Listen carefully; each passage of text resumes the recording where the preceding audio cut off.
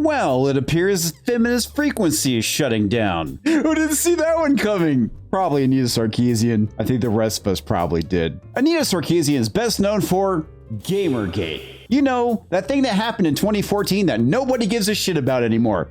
Except for her, maybe Zoe Quinn, and the shill media. The rest of us have fucking moved on with our lives. But to them, it was just like yesterday. But for Anita, well, the grift is finally over. This post was made on August 1st, shutting down Feminist Frequency. With my heart stuffed full of millions of different emotions, today I share with you the news that Feminist Frequency is closing. I would say that the world uttered a sigh of relief, but quite frankly, nobody gives a shit. Occasionally, Anita Sarkeesian will pop up out of nowhere because of some faux controversy, much like the Boo Barber event with was it Book of Boba Fett? No, it was the Blandalorian. And she made this post about how Boo Barber, well, I thought we were past this, essentially. And it turns out, you know what? Women in the military actually do want Boo Barber because it's more comfortable. But, you know, things like that, it quickly dies down as she goes back into obscurity, like I said, because nobody gives a shit. Our staff and board members have done so much to help me prepare to announce this today, but it still feels like taking a deep breath and jumping off a diving board to communicate this message to countless people who have turned to Feminist Frequency, supported our work, and buoyed me up. Buoyed me up. What the hell does that even mean? Over the last 14 years. Below you can read more details about our program, blah, blah, blah, blah, blah, blah, blah. So, why is Feminist Frequency shutting its doors? Is it because the job is done? Oh, I know. Is it because Anita Sarkeesian is exhausted, like she states in her message? Is it because the money ran dry? The best answer I can give is the honest truth.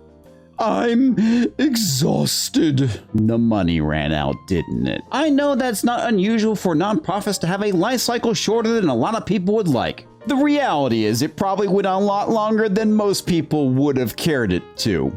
People stopped caring. But these are unique challenges when they're so intertwined with an individual, me, who has become a symbol, oops, for better or for worse. Let's be honest, honey, it was for the worst. I'm hoping it will be valuable to share the reality of the bone-deep burnout that comes from consistently saying yes to growth of Feminist Frequency, often at the expense of protecting my personal boundaries.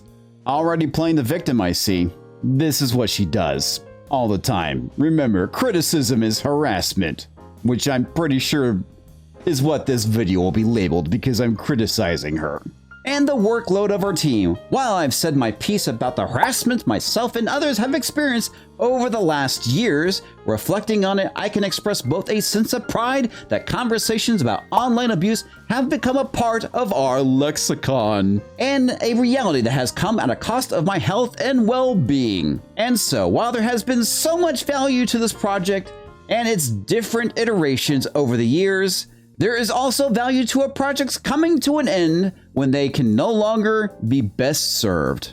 So long, farewell, au Wiedersehen. Let's be honest, nobody cares anymore. The grift is over. There is no more money to be made off of Feminist Frequency. Let's take a look, shall we? Now, you can actually go to the ProPublica website and look up the tax filings for Feminist Frequency and basically see how much money they've been making over the years. Now, they don't have anything listed here like they do for 2020, but if you go and click on full filing, you can see how much money they're actually making and how much expenses they actually incurred. If you take a look over here where it says total revenue, you can see that in a nutshell, they only made $317,000 as compared to their expenses, which was $218,000, almost $219,000. And you can see that basically her compensation was around $72,000, which quite frankly is not bad for a nonprofit, I suppose, but she's not exactly raking in the money. And compared to 2020, Feminist Frequency only brought in $310,000 with an expense of $242,000. In 2016 actually being their biggest year when it came to contributions, with $606,000 and a total expenses of $521,000. So when it comes to the net income, it's not exactly that high, but it is a nonprofit after all. So let's go and take a look at their YouTube channel. Feminist Frequency, a YouTube channel with over 213,000 subscribers and 454 videos uploaded. Can barely break, well, depending on the video. This one actually had a lot because it's about them tanking. For the most part, a lot of their videos can barely break 2K, which is pretty sad for a channel that has over 200,000 subscribers. I mean, seriously, these are like my numbers, and they're pretty bad, but I only have 12,000 people subscribed to me. There really is no excuse here. We wish Anita well on her future endeavors. Hopefully, nowhere near gaming, because she didn't exactly have a very positive impact on gaming. Not in the slightest. Well, let's be honest. I doubt she's had that much of an impact other than maybe Neil Druckmann. I think it's more of the ESG shit that has finally crept in that has totally tanked gaming rather than Feminist Frequency. I think by saying that she did change gaming is probably giving her way too much credit. Just go and take a look at CD Projekt Red talking about ESG. That has absolutely nothing to do with Feminist Frequency. As a matter of fact, she was basically kind of going after them back before they were releasing Cyberpunk 2077. Well, Anita, good luck on your future endeavors, and may the door hit your ass on the way out. That's all I have on this topic. If you enjoyed this video, make sure to go and like and subscribe and check out this next upcoming video that you might enjoy. I'll catch you next time, folks.